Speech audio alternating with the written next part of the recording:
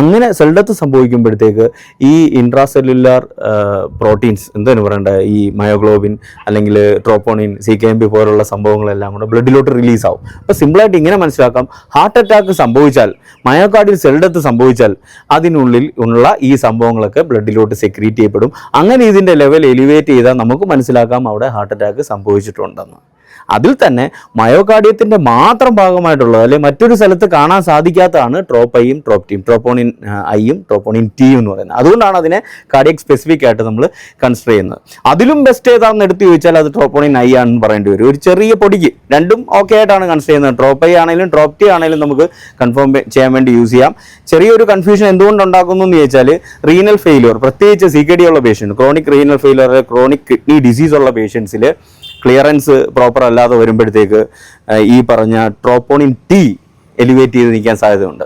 അപ്പം renal failure ഉള്ള ഒരു പേഷ്യൻ്റ് ഇത് നമുക്ക് ഡിഫറൻഷിയേറ്റ് ചെയ്യാൻ ചിലപ്പം ബുദ്ധിമുട്ടുണ്ടാവും.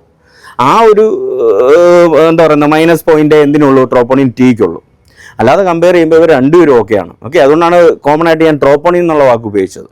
ട്രോപ്പോണിൻ ഐ ആയാലും ട്രോപ്റ്റി ആണെങ്കിലും ട്രോപ്പോണിൻ ടി ആണെങ്കിലും അതാണ് ബെസ്റ്റ് കൺഫർമേറ്റീവ് മാർക്കേഴ്സാണ്. മനസ്സിലായോ? അപ്പോൾ ഈ ഒരു ക്ലാസ്സിൻ്റെ കംപ്ലീറ്റ് ആയിട്ടുള്ള വീഡിയോ നമ്മുടെ യൂട്യൂബ് ചാനലിൽ ഇട്ടിട്ടുണ്ട്, സജിത് കുമാർ നഴ്സിംഗ് ട്യൂട്ടോറിയൽസിൽ.